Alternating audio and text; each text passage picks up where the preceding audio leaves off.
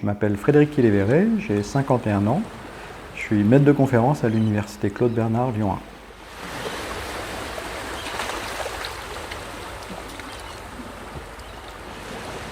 La micropaléontologie, c'est de la paléontologie. Donc ça veut dire qu'on étudie des fossiles, des organismes qui ont existé dans le passé mais qui sont morts et qui ont laissé des traces, notamment leurs coquilles ou leurs squelettes. Donc, le préfixe micro, ça veut juste dire qu'on travaille sur des tout petits fossiles, des fossiles microscopiques. Donc pour les étudier, il y a un élément incontournable, c'est qu'il faut qu'on utilise un microscope pour pouvoir grossir ces objets et pouvoir les observer, les manipuler. Je suis ce qu'on appelle un enseignant-chercheur, c'est-à-dire que je travaille pour l'université, au sein d'un département, je dois donner des cours, mais je travaille aussi dans un laboratoire du CNRS et j'ai un travail de recherche à réaliser. Je pense qu'aujourd'hui, je suis content de ne pas être que chercheur et je suis content de ne pas être qu'enseignant. C'est justement cette diversité des activités, cette absence de routine en fait, et puis le fait que l'enseignement m'oblige finalement à sortir un petit peu du nez de mes petits fossiles, de communiquer auprès d'un public qui n'a pas forcément toutes les connaissances, tout le background de connaissances pour comprendre et d'avoir à l'expliquer, ça m'apporte quelque chose pour ma recherche. Et puis l'inverse, c'est-à-dire que mon travail de recherche s'enrichit de mon travail d'enseignement, mais mon travail d'enseignant, évidemment, s'enrichit de mon travail de recherche. Un chercheur, il doit être à jour des découvertes qui sont réalisées, faire un suivi bibliographique, et donc mon travail d'enseignant, il évolue aussi au fur et à mesure que des découvertes sont réalisées. Je suis spécialiste d'un groupe de microfossiles qui est très particulier. Donc ce sont des fossiles qui sont déjà constitués d'une seule cellule, en sachant que par exemple dans le corps humain, il y a des milliards de cellules. Donc là, c'est une seule cellule qui est l'organisme sur lequel je travaille. Ces cellules, elles ont quelque chose de particulier, c'est qu'elles sont capables de construire de petites coquilles microscopiques qui font moins d'1 millimètre de diamètre. Elles sont constituées de calcaire, donc c'est ce qu'on appelle du carbonate de calcium. On peut faire tout un tas d'analyses sur la composition chimique de ces coquilles et notamment par exemple reconstituer la température du milieu de vie dans lequel ces organismes vivaient. Ce sont des organismes qui vivaient dans l'océan. Le groupe sur lequel je travaille, c'est ce qu'on appelle des foraminifères planctoniques. Et donc en analysant la composition chimique de ces coquilles, je peux par exemple estimer quelle était la température de l'océan du temps des dinosaures.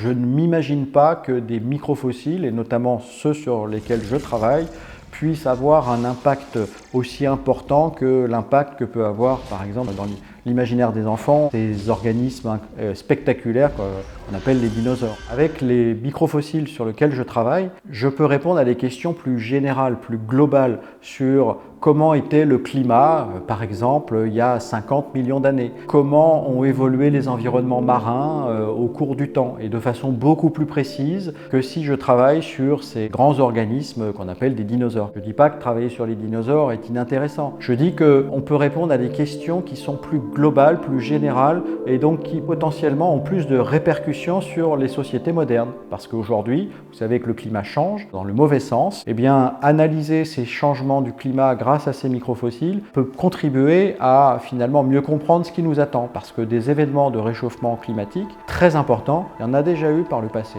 Ils n'étaient pas de la main de l'homme, ils n'étaient pas aussi rapides qu'actuellement, mais ils se sont déjà passés.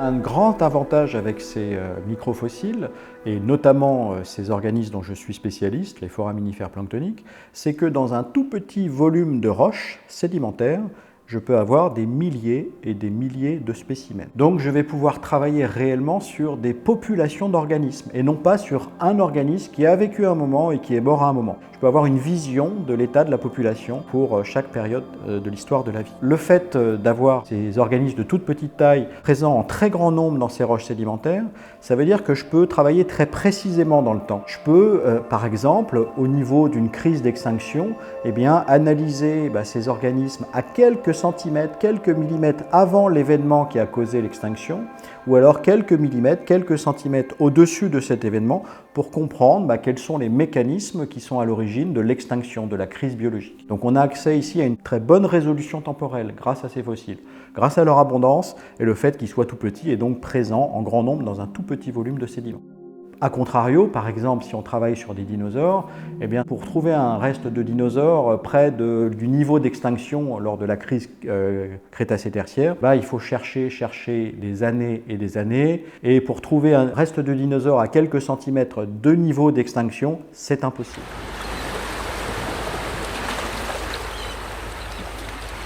Je travaille principalement sur 2 projets de recherche.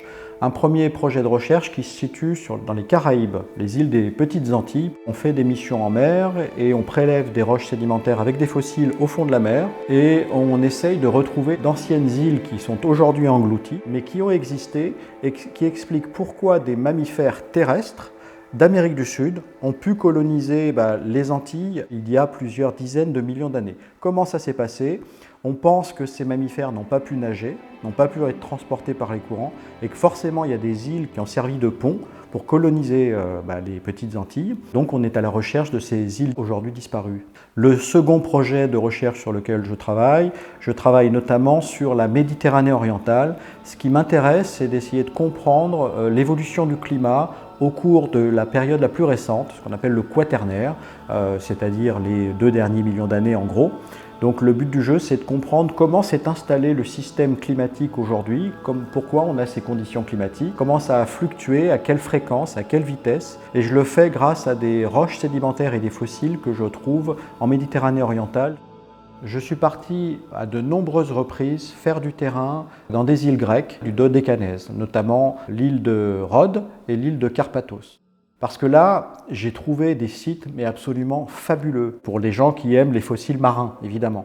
Parce que ici, on a des roches sédimentaires qui sont relativement récentes, qui datent de l'ère quaternaire. Elles se sont formées au fond de la mer et aujourd'hui, elles sont accessibles à terre. Elles se sont montées très rapidement grâce au contexte tectonique de la région où on a la plaque africaine qui plonge sous la plaque eurasiatique et qui la soulève. En fait, on a un phénomène de flexion et donc tous ces fonds marins sont maintenant accessibles à terre. Donc c'est très facile de travailler. On n'a pas besoin de partir en mer avec un bateau. On peut travailler à très haute résolution, travailler sur les variations climatiques avec une très grande précision pour l'ensemble du quaternaire quasiment. Ces gisements, ces sites sur lesquels j'ai travaillé, ils sont d'une richesse incroyable pour tout un tas de groupes d'organismes marins. Quand je pars faire des missions sur le terrain, évidemment, je parle avec des collègues qui ont d'autres spécialités que moi. C'est notre complémentarité qui permet de répondre aux questions qu'on se pose. Je pars très fréquemment avec notamment des tectoniciens, des géodynamiciens, qui me permettent, moi, de comprendre les mouvements des roches, les soulèvements de roches sédimentaires dans lesquelles j'ai des fossiles. Je pars avec tout un tas de spécialistes, oui, d'autres disciplines, d'autres paléontologues aussi, qui sont spécialistes d'autres groupes fossiles que je ne connais pas. Sur le terrain, moi, je vais soit à terre, sur des roches sédimentaires qui se sont déposées au fond de la mer, mais qui ont été soulevées par les processus tectoniques. Je vais d'abord noter dans mon carnet de terrain la succession des roches sédimentaires que je peux trouver. Ensuite, je vais prélever des échantillons sur le terrain que je vais ramener ensuite dans mon laboratoire pour les préparer, séparer les microfossiles du reste de la roche et pour pouvoir les observer ensuite. En laboratoire, donc après je fais un travail systématiquement sur un microscope qui passe par l'identification du nom des fossiles. Je peux nommer les fossiles, dire voilà, il s'agit de cette espèce ou de celle-ci. Et puis je les sépare, je les trie, je fais des analyses de la composition chimique des coquilles, je fais des analyses de la forme de ces coquilles pour travailler sur différentes questions qui sont liées à mes projets de recherche. Je vais préparer mes échantillons, les mettre dans des petites cellules, passer ça dans une machine qu'on appelle un spectromètre de masse qui va permettre finalement, par exemple, d'estimer la température de l'eau dans laquelle ont vécu ces fossiles et donc la température de l'océan du passé. Je peux faire également des analyses de la forme de ces coquilles pour travailler sur des questions d'apparition de nouvelles espèces ou de disparition d'espèces. Donc pour ça, j'utilise des logiciels d'analyse morphométrique, c'est-à-dire qui quantifient statistiquement les différenciations de forme qu'il peut y avoir entre fossiles d'une même espèce ou entre différentes espèces.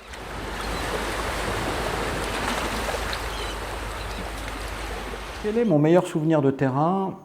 Il y en a beaucoup, vraiment, parce que le terrain, ça me plaît. J'étais dans des endroits qui m'ont captivé, qui m'ont intéressé pour des questions de recherche, mais aussi pour la simple découverte d'autres pays, d'autres personnes. Parce que j'ai fait du terrain avec des gens que j'apprécie beaucoup, donc ça s'est souvent très bien passé. Un très bon souvenir de terrain, c'est les différentes missions en mer que j'ai fait. On travaille sur des roches qui sont prélevées au fond de la mer par différentes méthodes. Donc il existe ce qu'on appelle le dragage, c'est-à-dire qu'on envoie une grosse drague comme ça, métallique, avec un filet qui va arracher des roches au fond de la mer. Ou alors on utilise un carottier donc pour effectuer un carottage, c'est-à-dire qu'on envoie un grand tube en acier au fond de la mer qui va perforer les sédiments qui se trouvent au fond de la mer quand on va remonter le carottier, les sédiments vont se bloquer, donc on les ressort, on les remonte dans le bateau. Et puis l'avantage, c'est que sur un navire océanographique, il y a beaucoup de choses qui nous permettent de travailler directement à bord et d'obtenir des résultats tout de suite. Je sciais directement les carottes longitudinalement pour pouvoir prendre des échantillons. Je passais directement au laboratoire, je préparais mes échantillons et je disais tout de suite, ben voilà, là on a foré des roches qui ont entre 13 et 14,5 millions d'années. Donc c'est assez jouissif parce que quand on connaît l'âge des roches, on arrive à rassurer tout le monde sur l'engagement financier qui est fait pour accéder à ces roches. Les roches qui nous intéressent, qui ont l'âge qui nous intéresse, la période qui nous intéresse, on est dedans, donc on va continuer. Si je parle de ces missions à la mer, c'est parce que c'est vraiment un dépaysement total. C'est pas parce que les paysages sont diversifiés, etc. Ils sont extrêmement monotones. Mais c'est une vie qui est complètement à part parce qu'on vit au rythme des marins. Déjà, on fonctionne en quart sur les navires Ifremer sur lesquels j'embarque le plus souvent. C'est fatigant, c'est usant, c'est intense, mais on est totalement hors du temps, on est coupé du monde. Quand on est en pleine mer pendant 2 semaines, on est vraiment coupé de tout ce qui se passe autour. On vit en vase clos avec des gens qui ont des professions, des spécialités totalement diverses. Je ne parle pas que des scientifiques, je parle des marins également. Et c'est vraiment très enrichissant et très fascinant. Il m'est arrivé de faire une mission de terrain dans un secteur de la Roumanie qui m'a marqué un petit peu tristement, parce que c'est une région d'une pauvreté extrême, d'une misère extrême, et j'ai trouvé le bassin du Danube extrêmement triste, mais vraiment difficile. La Roumanie, c'est un pays fantastique, la Transylvanie, c'est génial, c'est magnifique, les gens sont toujours adorables, mais il y avait une tristesse et un poids dans cette région de la Roumanie, un poids sur l'histoire et sur la pauvreté notamment, qui était un petit peu difficile à accepter.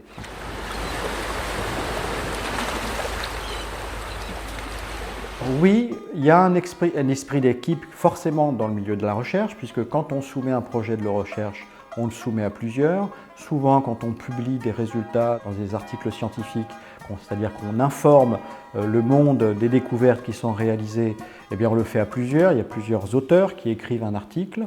Donc c'est effectivement un travail d'équipe, et puis parce que souvent, pour répondre à une question, résoudre une hypothèse, il faut différentes compétences, différentes spécialités pour y arriver.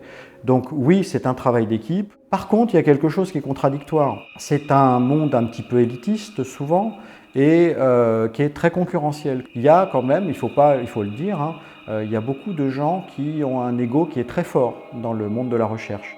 Quand on fait des études, qu'on a déjà une vie familiale, petite amie par exemple, eh bien on est amené, parce qu'on se spécialise au fur et à mesure de ses études, à changer d'université, à aller dans d'autres laboratoires. Et puis ensuite, quand on va être recruté en tant que chercheur ou enseignant-chercheur, c'est maintenant plus possible, et depuis longtemps, d'être recruté, d'avoir un poste à l'issue du doctorat. Il faut partir à l'étranger, plusieurs années, ça veut dire probablement partir loin de son épouse, même parfois de partir alors qu'on a déjà des enfants. Donc oui, c'est difficile. Et puis, c'est des métiers où on est quand même souvent absent, on a beaucoup de déplacements en France, on a parfois des déplacements à l'étranger quand on part en mission, mais ça c'est le lot de beaucoup de métiers aussi.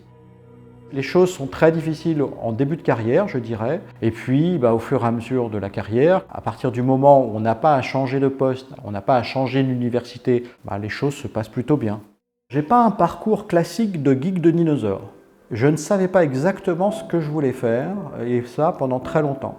Par contre, pendant toute mon enfance, j'ai été un enfant naturaliste, très intéressé par la nature, y compris actuelle, par le vivant, et ça m'intéresse d'ailleurs toujours beaucoup. Je m'intéressais aussi à l'histoire, et en particulier à l'archéologie au départ. J'ai grandi autour de profs de bio, de gens comme ça qui ont ces métiers-là, ça m'a intéressé. Donc j'ai toujours été un petit peu bercé dans cet univers de l'enseignement, mais aussi de la découverte scientifique, et notamment en archéologie. Avec la paléontologie, je me suis un petit peu retrouvé parce que j'étais un petit peu à la frontière entre la biologie et la géologie, l'archéologie, tous ces éléments qui ont des connexions mais qui ne sont pas forcément évidentes. Avec la paléontologie, je me suis retrouvé dans quelque chose qui m'intéressait. Je me suis retrouvé en première année, notamment à l'université, en biologie, perdu dans un amphi de 200 personnes, et franchement, ça ne me plaisait pas. Et puis, j'ai vu qu'il y avait un petit groupe d'étudiants, d'une vingtaine d'étudiants à Paris, où j'ai fait mes études, qui avaient un esprit de classe, avaient ce point commun de la géologie, donc je suis parti dans des études de géologie. J'ai un petit peu galéré parce qu'en géophysique, en mathématiques, c'était pas vraiment, ça allait, mais j'étais pas d'un excellent niveau. Mais j'ai continué, perduré, et puis pour faire de la paléontologie finalement cette discipline qui est un petit peu frontalière entre la géologie et la biologie. Après, pour mon parcours en termes de diplôme, donc moi j'ai un parcours universitaire, je suis issu de l'université. J'ai fait l'équivalent de ce qu'on appelle aujourd'hui une licence de géologie à Paris. Ma première année de master à Paris également. Puis je suis parti faire mon master 2 en paléontologie à l'université Montpellier 2. J'ai été enseignant de façon temporaire pendant ma thèse, pendant mon doctorat, que j'ai fait à Montpellier 2, puis un petit peu après en tant qu'ATER. C'est un contractuel pendant une année. Et puis ensuite, comme tous les gens qui se destinent à être chercheurs ou enseignants-chercheurs, il a fallu que je parte à l'étranger pour étoffer mon dossier, pour étoffer mes collaborations. Donc j'ai travaillé 1 an aux États-Unis, à l'Institut océanographique de Woodsole, près de Boston. Et puis ensuite, j'ai fait un second postdoc. Je suis parti en Suède pendant 1 an, travailler dans un autre institut d'océanographie à l'université de Gothenburg, à Göteborg. Et puis ensuite, j'ai postulé sur des postes d'enseignants-chercheurs en France, notamment à Paris et à Lyon. Et puis j'ai eu les 2 postes et j'ai choisi de venir à Lyon.